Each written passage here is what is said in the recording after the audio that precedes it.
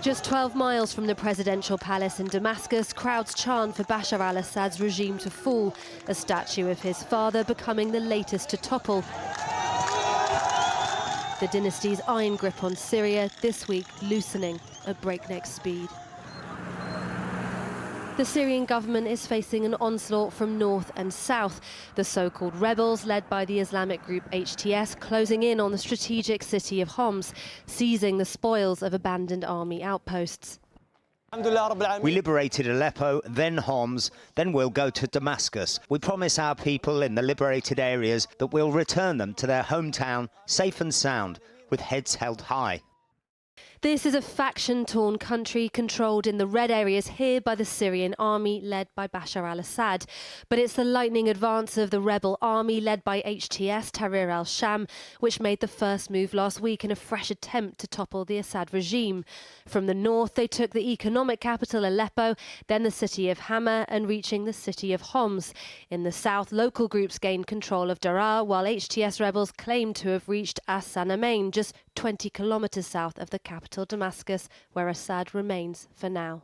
HTS has built a broad alliance of rebel groups, each seizing their moment to apply maximum pressure on Assad's ailing army. The group and its leader, Abu Muhammad al-Jilani, once an al-Qaeda fighter, are on the US, UN and Turkish terror lists, but have attempted to rebrand, Jilani saying he wants to transition into a state of governance and of institutions where religious and ethnic minorities can live safely. Analysts say, but Turkey denies, that the advance couldn't have happened so swiftly without the tacit support of Turkish President Erdogan. His foreign minister was in Doha today in talks about the Syrian conflict with his Iranian and Russian counterparts.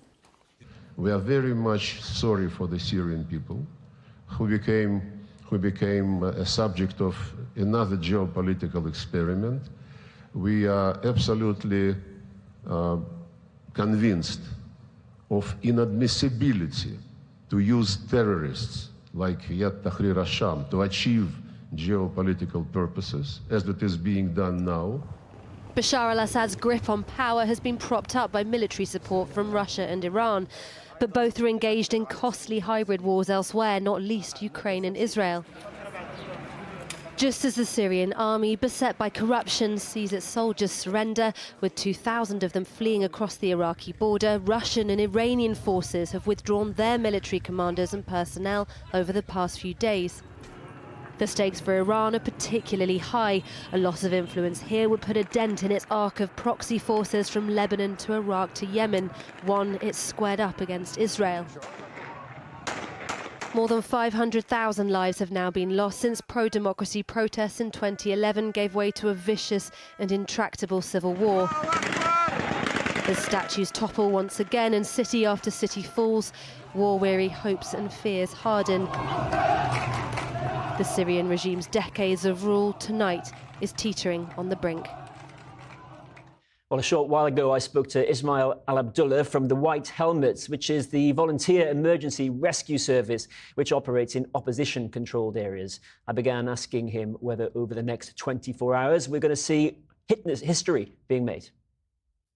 I was displaced in 2016 from my city, my home, my house. A few days ago, I went back. I saw my sister. I saw my family. Not just me, millions of people, the same thing. Now roads to Hama are busy. Camps in the north are preparing themselves and going back to their homes. And towns and villages. This is